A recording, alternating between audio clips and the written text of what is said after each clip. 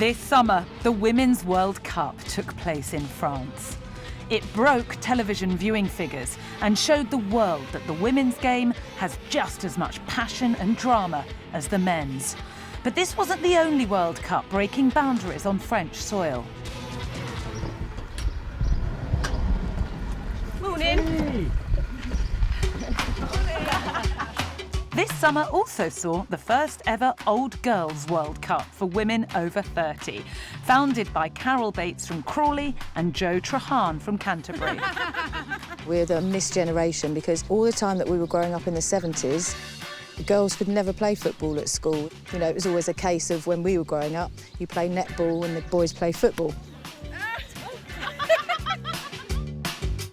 2 years ago, Carol appeared in an inside-out film about Crawley Old Girls, a football team she set up for women who may not have had the chance to play when they were younger. All right, good stuff, well done. Go and have a glass of wine, all right? That was amazing. I don't even care. And the fact that all these women are playing football, it's just amazing. Wow, it's actually so much, so much has happened since that film. It was a catalyst for a lot of women setting up their own groups because, of course, again, visibility, someone can see on the screen that we're not all slim, athletic people. You know, we've got rolls of fat, we're old, we're not quite as fit as we should be, well, not should be, but could be. And then women see that and they identify that actually that could be me doing that as well. Watching the film that night was Jo Trahan from Canterbury, who was immediately inspired by Carol's story.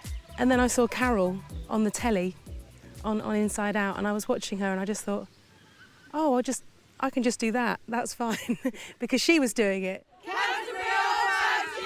Like Carol, Jo set up her own team, Canterbury Old Bags United. Glory, glory, Bags United.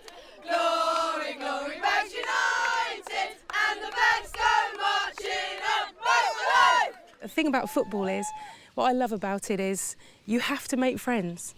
You have to communicate with people. So if you go to a Zumba class or a dance class, there's nothing wrong with those things if that's what you enjoy, but you can go to the same aerobics class for 3 years and never know the name of the people that's standing next to you. There's Hannah Barnett. When Carol heard what Jo had done, they became instant friends. And as more and more teams like theirs started to appear, they knew the time was right for the first ever Old Girls World Cup. Right, this is a bit more ambitious than I've ever done, so I need to grab some trusted friends in Jo, and so we got together, and it just sort of started really for Small A Cup, and then it just spiralled.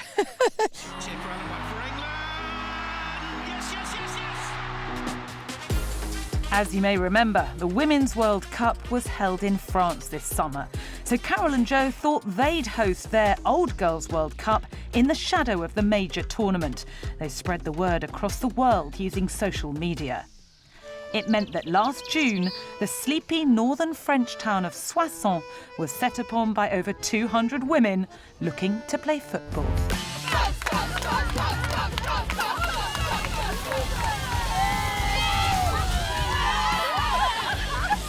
All the teams are converging on the campsite tonight, and we're all going to meet up in the bar. Everyone's going to get to know each other. Some of us never met before, but we've sort of spoke on Twitter, and so it's going to be a really good evening. It'll be a real buzz. Everyone's all excited about playing tomorrow.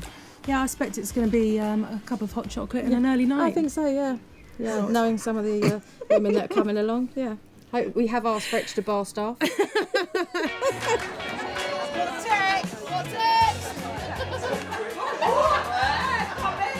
The evening before the big day, the teams hit the campsite for a last-minute spot of team bonding.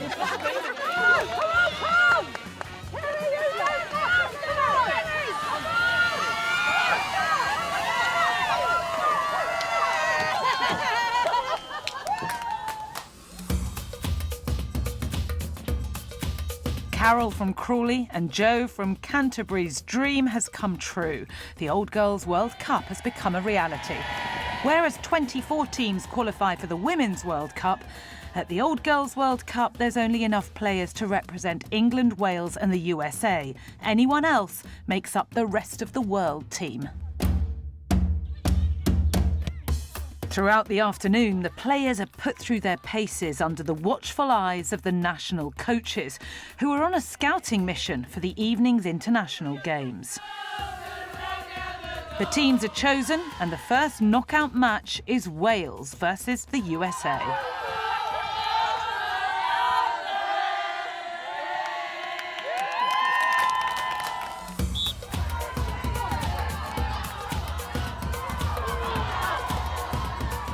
Wales try hard, but with the United States investing in women's football for decades, they don't stand a chance.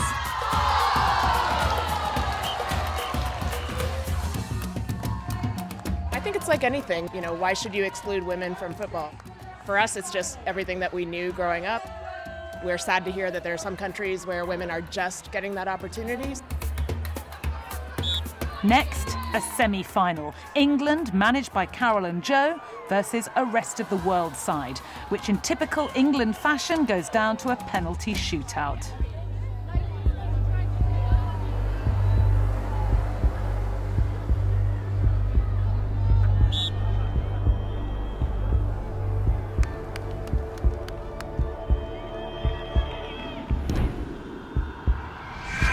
But this time, England win.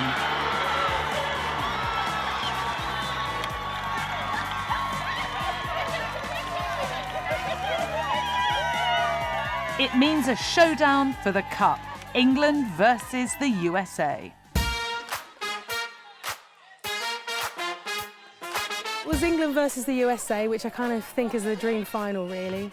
And I've watched the USA in the semi-final, and I thought, you never know. Gracious Queen, long live our noble Queen. God save the Queen.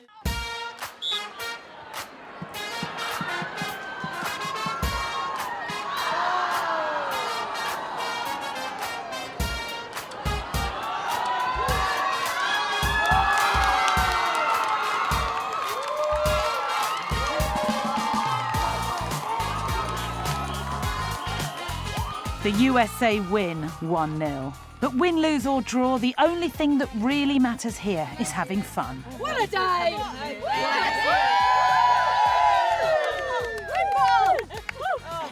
Women's rec football! You've seen it all day, what this day is about. Women's recreational football, giving women the opportunity to play football who are older and didn't get the chance when they were younger. The missed generation, and look what's happened today. It's been absolutely unbelievable.